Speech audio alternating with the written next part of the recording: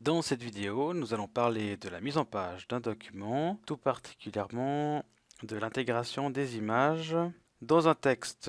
Pour ce faire, nous allons nous appuyer sur la correction de l'exercice sur les fruits et légumes, qui s'appelle plutôt les fruits.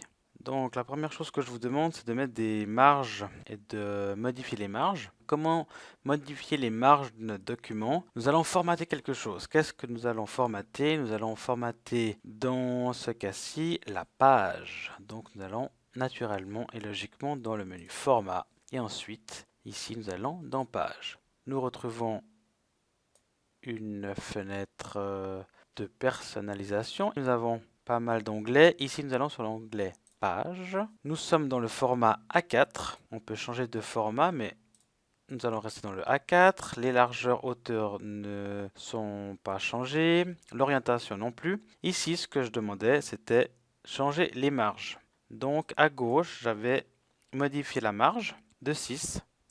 À droite, 1, 3 et 3. Je peux l'appliquer ou le valider. Je vais le valider avec OK. Vous voyez que maintenant ma marge est de 6 cm. À quoi peut servir de modifier notre marge, par exemple à gauche? Entre autres, si vous avez affaire à classer vos feuilles dans un classeur et à faire des trous, et que votre texte ne soit pas, on va dire, rogné, illisible à cause des trous qui ont été faits avec la perforatrice. Ensuite, ce que je demandais, c'était que le texte était en Arial 14. Donc, nous avons la fonction édition, tout sélectionner, Arial 14.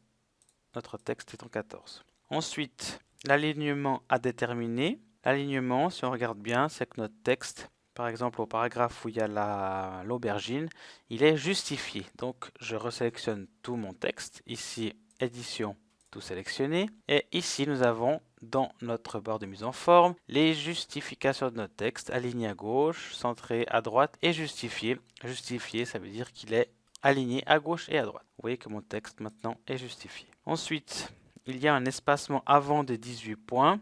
Je parlerai plutôt d'un espacement après chaque paragraphe. Donc je reviens sélectionner mes paragraphes que je veux à qui je veux appliquer cet espacement de 18 après. Donc là, vu que c'est des paragraphes, je vais dans Format, Paragraphe. Et ici, dans l'espacement, je viens mettre espacement en dessous du paragraphe. Là, on est en centimètres. Je viens mettre 18 points au singulier, donc P et T. Ce qui veut dire que chaque fois que je termine un paragraphe, j'aurai 18 points qui vont se mettre avant de commencer un autre paragraphe. Et vous voyez que j'ai un espace qui s'est créé après chaque paragraphe, donc je peux le gérer comme je veux.